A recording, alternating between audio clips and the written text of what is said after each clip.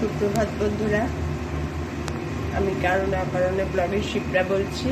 Morning walk সেরে গাছে জল দিয়ে তোমাদের সঙ্গে শেয়ার করিনি, চলে আসলাম রান্নাঘরে। আজকে একটা নতুনভাবে চিকেন করব, ওটা আমার মাথায় ঘুরছে বুঝতে, সেই জন্য আর কোনো কিছু ক্যামেরা খেয়াল হয়নি। বয়স হচ্ছে না, যেটা মাথায় ঘুরে যতক্ষণ না করব, নতুনভাবে করব। কিভাবে করব, এখানে প্রথমে গরম মশলা আর এই এলাচ, দারচিনি, লবঙ্গ, একটু জায়ফল ছিল নিয়েছি, আর একটা তেজপাতা, সাদা জিরে, ধনে আর গোলমরিচ। এই ঝালটাই ঝাল হবে, আর বিশেষ একটা ঝাল দেব না। আর বাটা মশলা একটু যা হোক করে, এটা শুকনো কড়াইয়ে আগে একটু টেলে নেব, করে এটাকে ঠান্ডা করতে দিয়ে তারপরে নেক্সট আবার তোমাদের দেখাচ্ছি। এবার জল, ওই যে কড়াইয়ে ড্রাই মশলাগুলো, গরম মশলাগুলো সব ভেজেছি, সেই কড়াইয়ে আবার জল দিয়ে দিয়েছি। দিয়ে দেব এই গরম জলের মধ্যে কতগুলো রসুন,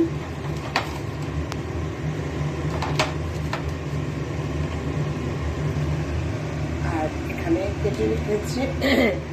কেটে রেখেছি টমেটো টুকরো টুকরো করে, কাঁচা লঙ্কা, কয়েক তিন টুকরো আদা আর পেঁয়াজ। এগুলো সব গরম জলে একটু ফুটিয়ে নেব। এই জলটাও কিন্তু ফেলবো না, এটাই ঝোল হবে। এবার এই টমেটো, এই পেঁয়াজ, রসুন, আদা, কাঁচা লঙ্কা সব একবারে ফুটে যাক। ফুটে গেলে টমেটোর খোসাগুলো ছাড়িয়ে সব মশলাগুলো বেটে নেব। এটা দিয়েই চিকেনটা করব। এই হচ্ছে বিশেষত্ব। আগে মশলাগুলোকে ফুটিয়ে নেব। এবার করছি কিভাবে কি তোমাদের দেখাবো, ফোটার পর কি কন্ডিশন।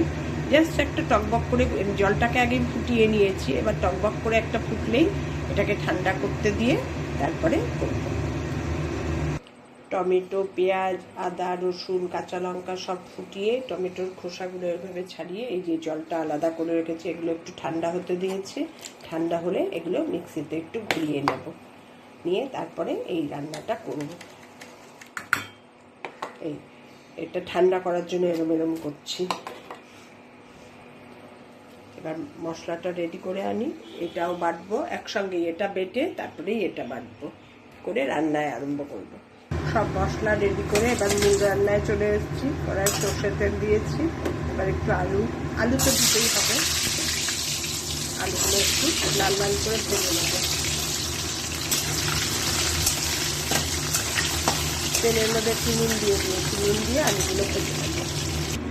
আলুটা লাল লাল করে ভেজে নিয়েছি। এবার ওই তেলের মধ্যেই মশলাটা যে বেটে এনেছি, টমেটো, পেঁয়াজ, রসুন, আদা, কাঁচা লঙ্কা সিদ্ধ করে এই পেস্টটা দিয়ে দেবো পুরোটা।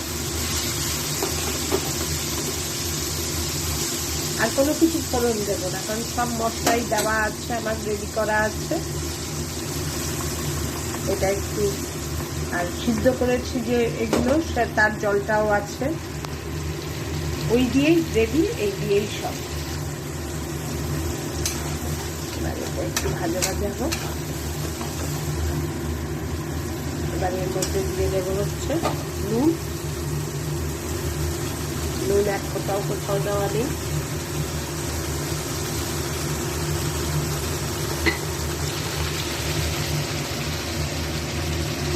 হলুদ,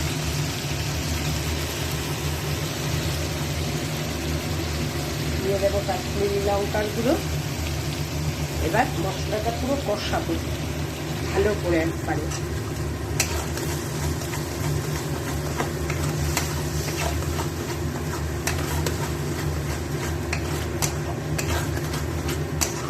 এই মশলাটাকে একটু কষিয়ে, কারণ এটা সিদ্ধ করা মশলা, অতটা চিন্তার কারণ নেই।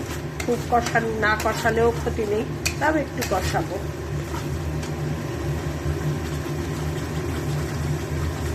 এর মধ্যে কাজুও দিয়ে দেওয়া যেত, আমি আর আজকে কাজু দিয়ে করলাম না।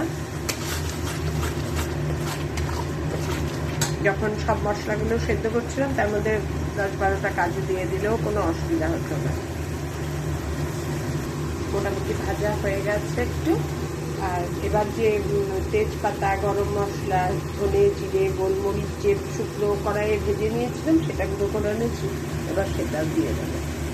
পুরোটা আমার মনে হয় লাগবে না, একটু বেশি করে কৌটোয় ঢেলে রেখেছি, স্টোর করেছি। অন্য কিছু রান্না করলে তখন তার মধ্যেও দিয়ে দিতে পারবো। এবার চিকেনটা এর মধ্যে দিয়ে ঢেকে দেবো, ঢেকে কষাবো।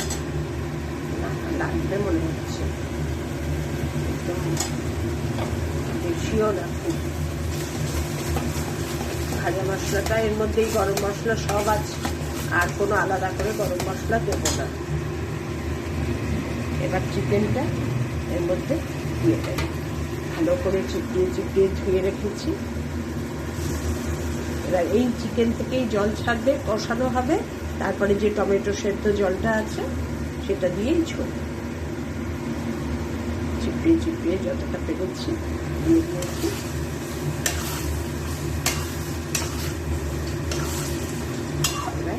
কষাবো ঢেকে, তাহলে জলও ছাড়বে। একটু কষানো হোক, তারপরে ভাজা আলুগুলোও দিয়ে দেবো, কারণ নাহলে চিকেন সেদ্ধ হয়ে যায়, আলু সেদ্ধ হতে চায় না, যদিও ভেজে নিয়েছি তাও। এবার কিছুক্ষণ ঢেকে রেখে দিই, তারপর তোমাদের আবার দেখাচ্ছি। সব মশলা দিয়ে চিকেনটা দিয়ে ঢেকে দিয়েছিলাম, কিরম জল উঠেছে দেখো। এখনো কিন্তু কিচ্ছু দিইনি, এর মধ্যে কোনো জল টল কিছু দিইনি। এর মধ্যে আলুগুলোও দিয়ে দেবো, আলুগুলো দিয়েও আর একটু কষিয়ে তারপরে ওই টমেটো পেঁয়াজ সেদ্ধ জলটা ওটা দিয়ে দেবো। আলু দিয়ে একটু ভালো করে কষিয়ে নিচ্ছি, মোটামুটি কষানো হয়ে গেছে। এবার ওই টমেটো পেঁয়াজ রসুনের সেদ্ধ যে জলটা ওটা দিয়ে দেবো। এটাই ঝোল হবে। দেখো এমনি কিচ্ছু কিন্তু জল দিইনি, তাতেই কিরম জল ছেড়েছে। এবার এটাই ঝোল, এটাই সব কিছু দিয়ে এবার এই মিডিয়াম টু লোতে করেই সিম আছি এটা হবে, মানে খুব বাড়াবো না, আবার একদমও সিম করবো না করে এবার আবার ঢেকে দেবো। এবার হোক, আমার কষানো কমপ্লিট হয়ে গেছিলো অনেকক্ষণই। এবার এটাই ঝোল, এটাই সব কিছু। এর মধ্যে আলুও সিদ্ধ হবে। এবার যখন ফাইনাল লুকটা হবে তোমাদের আবার দেখাবো।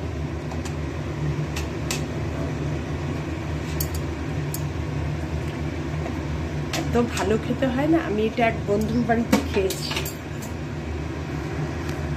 ও বলছে আমি বলবো তোকে বলবো, তারপরে তো আর বলছে না, তারপরে হোয়াটসঅ্যাপ করেছে। আসলে বলার আর সময় পাওয়া যায় না, এত কথা আমাদের জমে থাকে।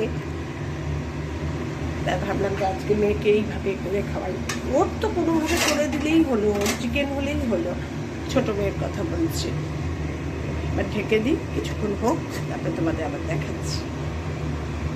আমার চিকেন রান্না কমপ্লিট। ওইভাবে ঝোল দিয়ে ঢেকে রেখে দিয়েছিলাম, সিম করে সমস্ত কাজ সেরে আসলাম, এসে দেখি এই কন্ডিশন, ঢাকা খুলে। তাই দেখলাম মোটামুটি আলু টালু সব সেদ্ধ হয়ে গেছে, আর একটু গ্রেভি রাখবো। এবার ওপরে ধনে পাতা একটু বেশি পরিমাণে দিয়ে দেবো, আর কিচ্ছু দেবো না, গরম মশলা টশলা কিচ্ছু না, সবই তো আছে দেওয়া। দিয়ে ঢেকে স্ট্যান্ডিং টাইমে বেশ কিছুক্ষণ রেখে দেবো। কেমন লাগলো আমার চিকেন রান্না জানিও।